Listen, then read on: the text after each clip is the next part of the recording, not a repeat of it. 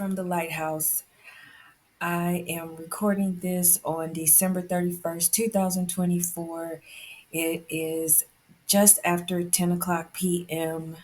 in the Midwest, and I'm excited. I can't even say that. I'm looking forward to the new year because I have some goals that I want to accomplish, and I'm looking forward to having a fresh start, continuing to build on some progress that I made this year. But this is a somber new year for me. I can't say that I'm happy. I can't say that this is very pleasant for me because my heart is heavy. Recently, the United States has seen an exposure of what is happening too often behind the walls of our jails and prisons in the United States of America. I thank the YouTubers before me who have given this some context. Um, I don't personally know anyone in jail or prison at this moment. So when I saw this video, it involves a inmate whose name is Robert Brooks, and he was beaten until he died. He was beaten by guards. His beating was watched by other prison personnel or jail personnel at the Marcy prison in New York. Um, and those individuals who were not actively beating him appeared to be laughing. This happened at the Marcy Correctional Facility. It is a men's medium security state prison in Marcytown, Oneida County, New York.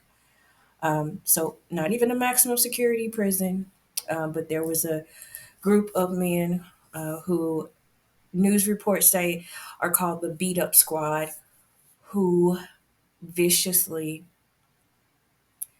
beat this man who was handcuffed at the time until he died. The violence in the world is rampant. We are exposed to violence all the time, from school shootings to just regular TV. It's just violence, violence, violence. I am not personally desensitized to violence, however. And when I saw this clip, I was disgusted. I wanted to run away from even looking at something like that happen to someone, a human being. I was angry and having digested most of the video. I didn't watch all of it, but the parts that I did see, I'm traumatized. I can only describe as a trauma response to what I saw. Maybe I saw 6 minutes of my understanding. There's a 30-minute clip of them beating this man. And I am angry.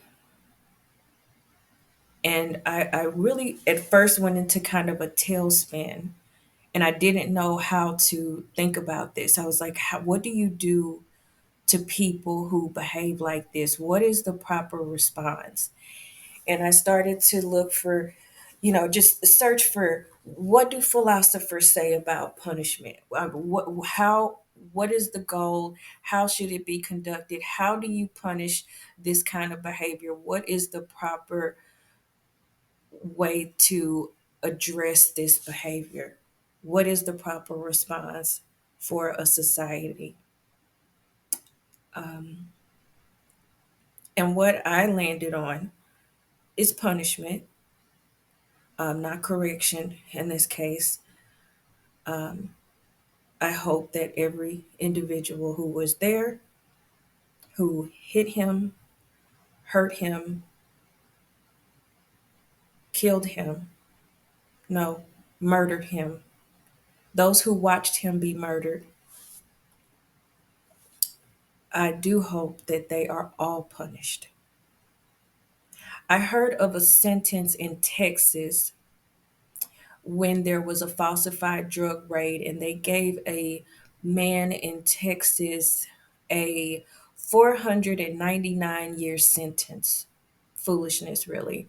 But since they're giving them out, I hope that those individuals who actively beat and murdered this man get 499-year sentences with no chance of parole.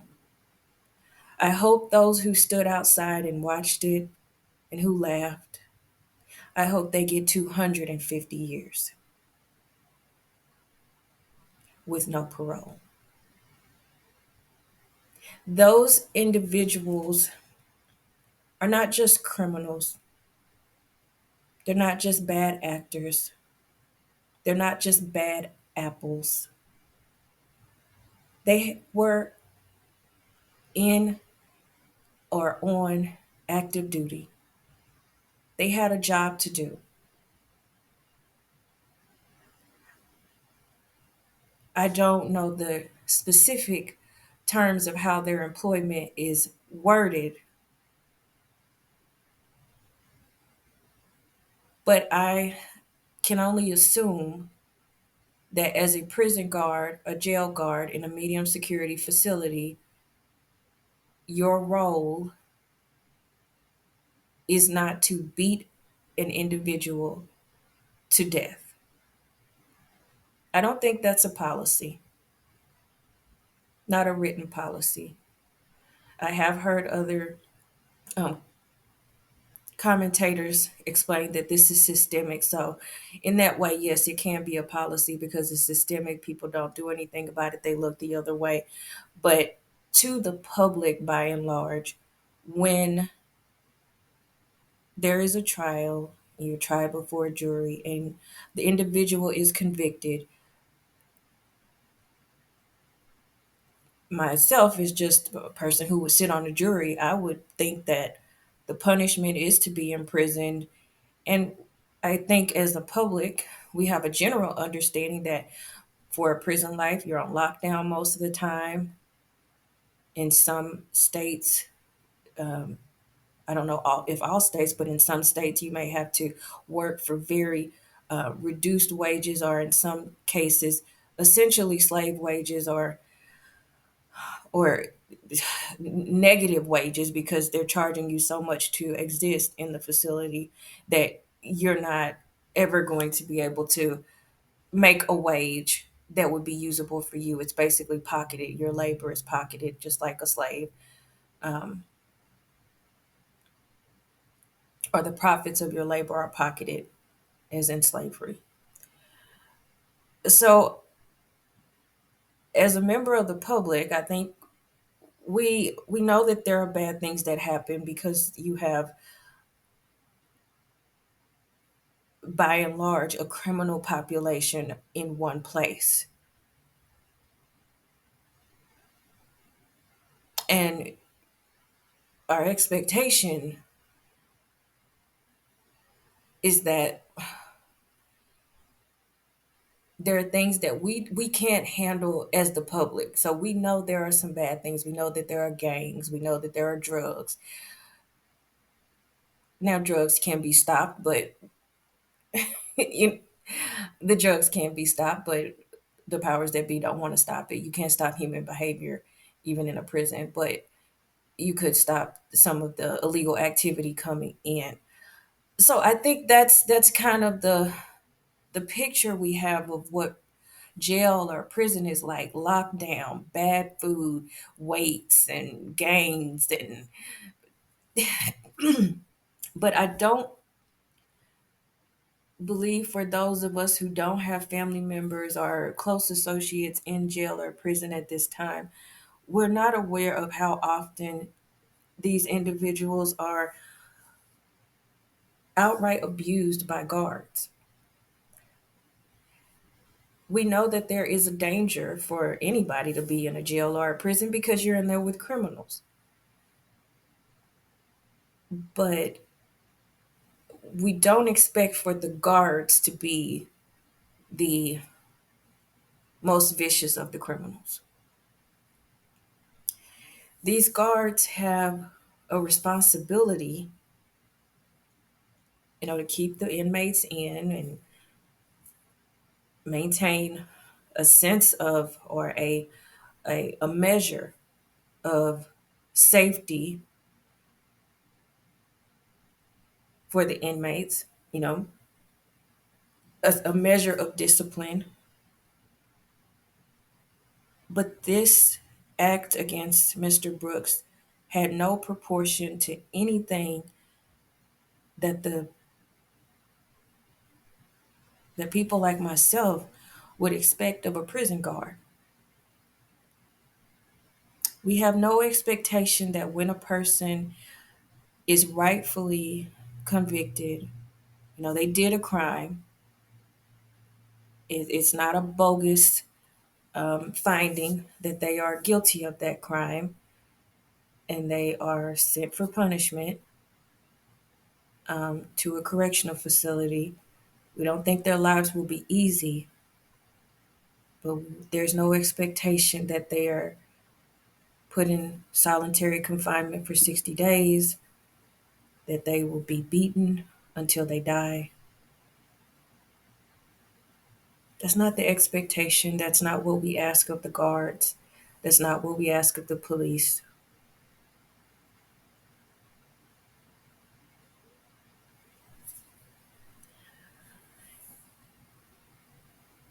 There's just no excuse for what was done to this man.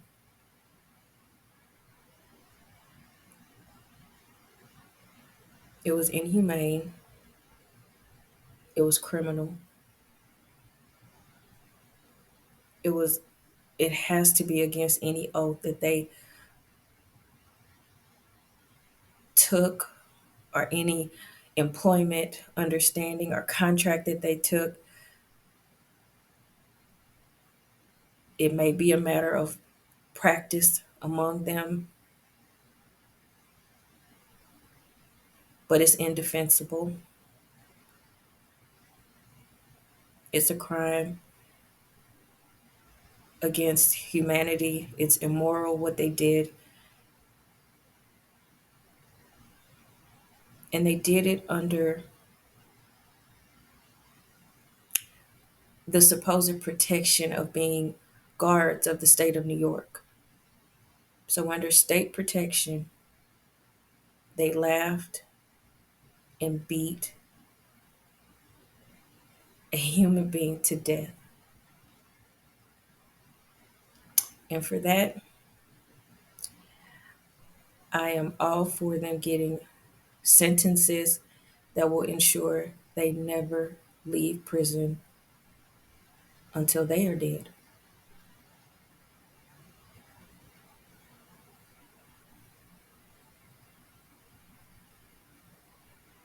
499 years.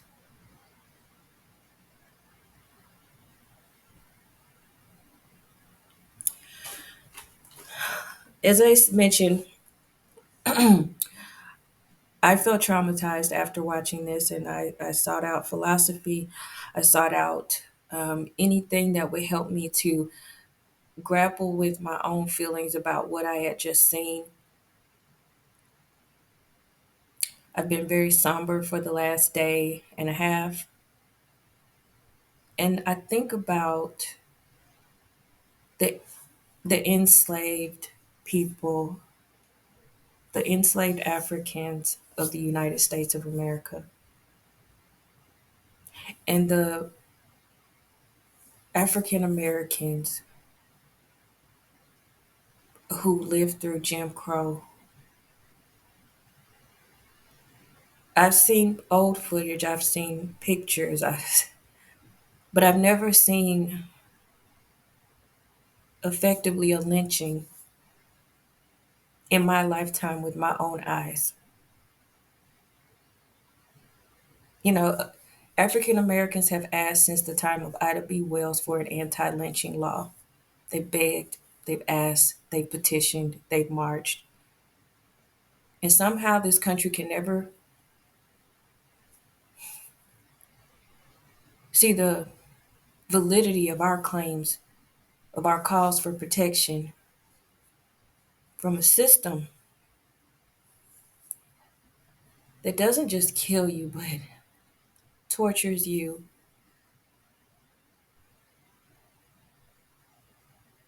acts with viciousness beyond measure without and have no expectation of being punished. And for that reason,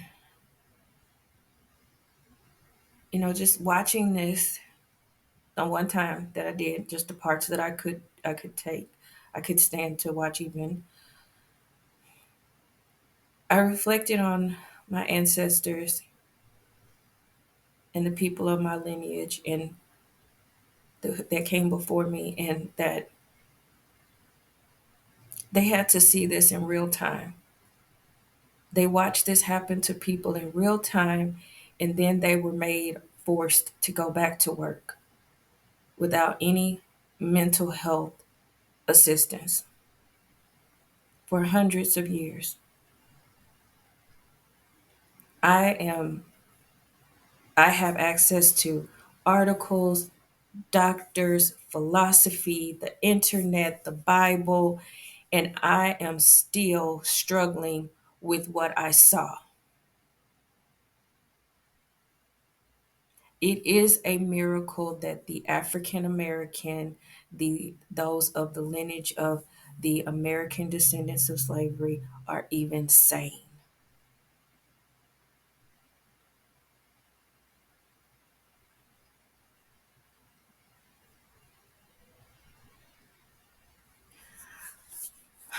I cannot imagine how his loved ones are feeling.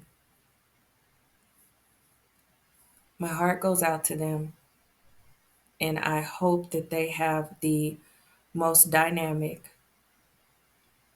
most efficient, most um,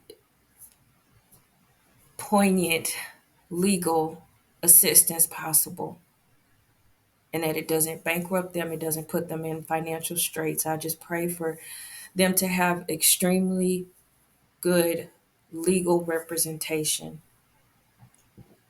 and that these men are sent to jail.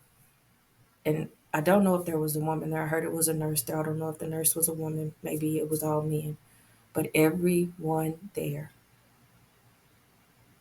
I hope that this family gets the legal representation that will make sure that those men spend the rest of their lives in jail.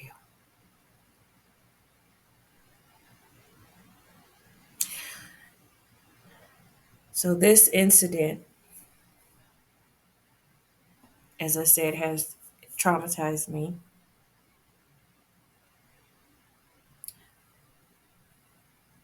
I don't even know if anger is the word. I think I'm still in shock that people take 30 minutes to beat someone who's handcuffed, that other people stand around and laugh, and they beat a person to death.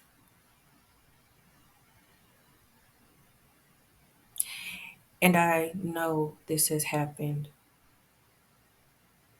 time after time, day after day, decade after decade, centuries in the United States of America. And even before it was the United States, when it was a colony,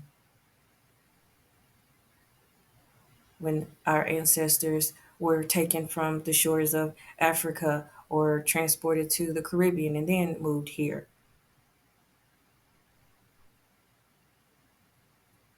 these types of acts have happened over and over and over and over again. And I thought back to the Gettysburg Address.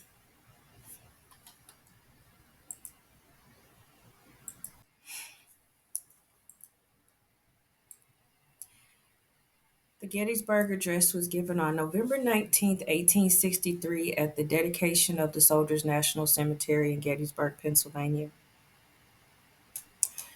Abraham Lincoln said, "Fourscore and 7 years ago, our fathers brought forth on this continent a new nation conceived in liberty and dedicated to the proposition that all men are created equal. Now we are engaged in a great civil war, testing whether that nation or any nation so conceived and so dedicated can long endure." And that question is relevant for me in this context. As I still process what has happened to Robert Brooks, and I look and watch, hoping that a just punishment is leveled against those who perpetrated his murder. I'm also processing that this activity has been going on for centuries in this country, according to people who have been in prison, who are who have family in prison, who have associates in prison. It is not all that uncommon. There is even a news report from in the New York Times that three of the 13 guards implicated in the savage beating of Robert Brooks had been accused in lawsuits of earlier attacks in New York prisons. One had actually disfigured, as the article is indicating, an inmate. And so, looking in whole at that, this is a systemic issue, that there are hundreds of personnel looking the other way. And we're not saying every guard, every individual in the penitentiary is acting like this. We're acknowledging that there are some bad apples here. We're not going to say a few, because 13 guards standing by while you murder one man by beating him to death is not a few. So some of the guards all over this nation are beating, maiming, torturing prisoners, and it's going on to this day.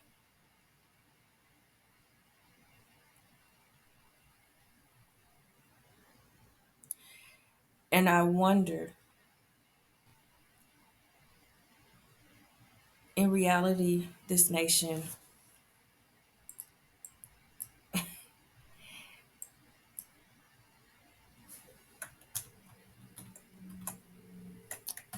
was not conceived,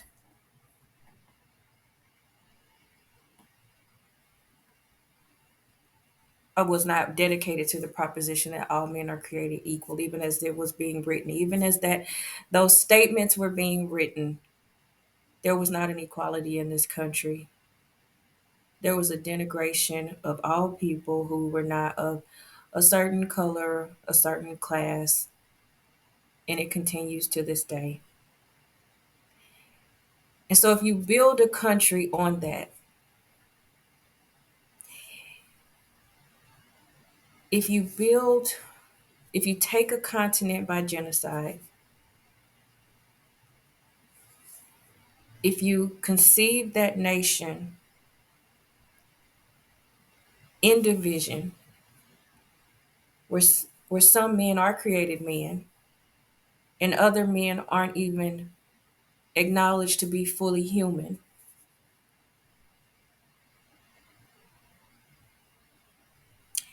Can that system, can those, can that foundation hold up a country still dealing with those rifts? We keep, as a nation, we go through cycles of progress, and then we're taken right back down into the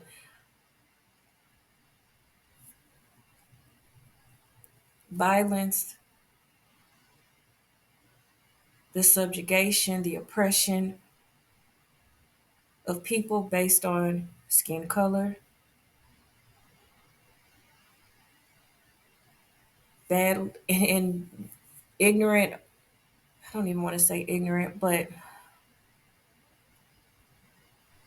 false narratives about other people that are taught in households decade after decade, generation after generation, until it is just everywhere. And there are individuals who stand up against it. There are families who stand up against the rhetoric of any color of people being greater than another people, or any one color of people are all this or all that, all good, all bad, all smart, all dumb, all lazy, all any of these things, taking no account for the humanity of the individual. But when you have a system founded on what this nation was founded on, it is at the base of what the United States is.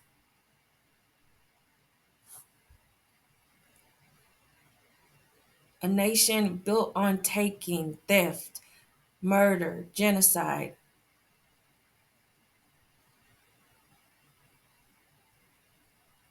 and then a dehumanizing enslavement process that treated people worse than animals, worse than prisoners, and not because they'd done anything, just because they were born with a darker hue. If we start on that foundation and we have a great civil war to decide the question of if we can endure, and then after that civil war, you have the ones who tried to divide that nation, the nation built on genocide and enslavement. You have the rebels face almost no punishment for what they've done. And they go back and they continue, except for one very brief period during Reconstruction, they continue their tactics of terror, violence, oppression, labor theft to this very day. And part of that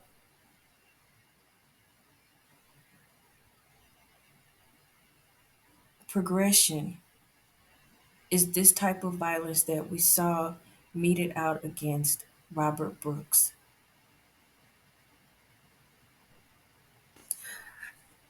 I just don't know if it's worth continuing to fight this fight,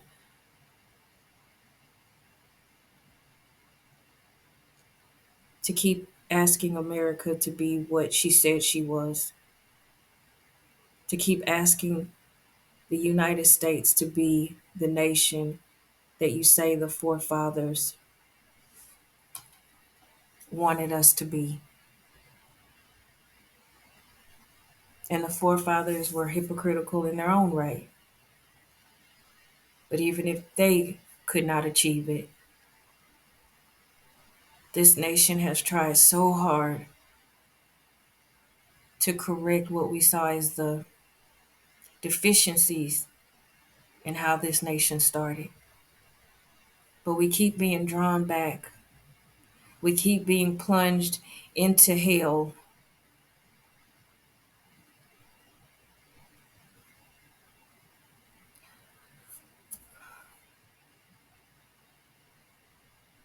by people who have no regard for human life, by people who can laugh as they beat a man to death, by systems that let it happen, by systems that funnel prisoners into these jails, by systems that allow them to be treated like slaves, by systems that disenfranchise them, by systems that make them un American, that strip their Americanness.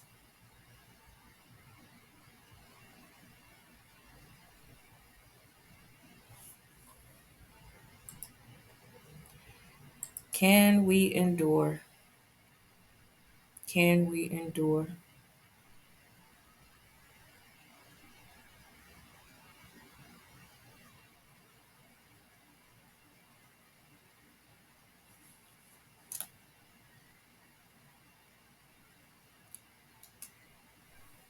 Who will fight for that? Who will fight for the promise of a nation conceived in liberty? Who will fight for the proposition that all men are created equal?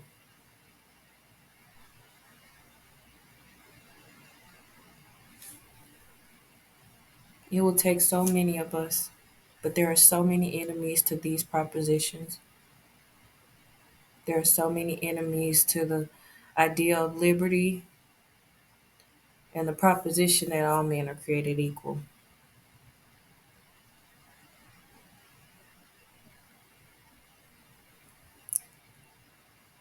I just wonder, is it worth the fight for those of us